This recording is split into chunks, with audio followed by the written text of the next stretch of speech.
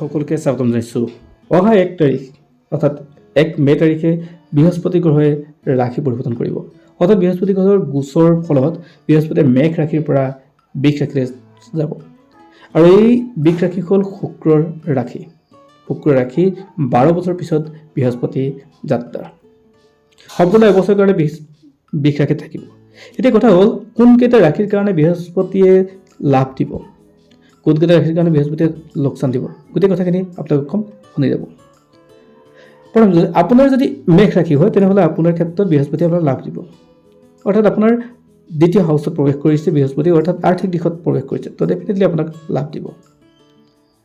আপোনাৰ যদি কৰ্কট ৰাশি হয় তেনেহ'লে আপোনাৰ কাৰণে লাভ দিব। অৰ্থাৎ আপোনাৰ পদোন্নতি হ'ব, আপোনাৰ লাভৰ স্থানত প্ৰৱেশ কৰিছে, আপোনাৰ লাভ হ'ব। যদি আপোনাৰ কন্যা ৰাশি হয় তো তেনেহ'লে আপুনি লাভান্বিত হ'ব, কাৰণ আপোনাৰ ভাগ্যস্থানত বৃহস্পতি প্ৰৱেশ কৰিছে, আৰু বৃহস্পতি যেতিয়া লাভৰ স্থানত ভাগ্যস্থানত প্ৰৱেশ কৰে তেনেহ'লে জীৱনত নিশ্চয় মানুহজনৰ সুফল হ'ব, সফল হ'ব।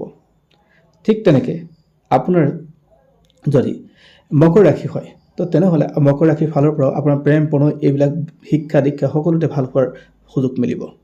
এইকেইটাই ৰাশিয়ে যথেষ্ট ভাল ৰিজাল্ট কৰিব বৃহস্পতিৰ এই গোচৰৰ ফলত। আৰু অশুভ বুলি ক'লে মিথুন ৰাশিৰ ক্ষেত্ৰত অশুভ হ'ব।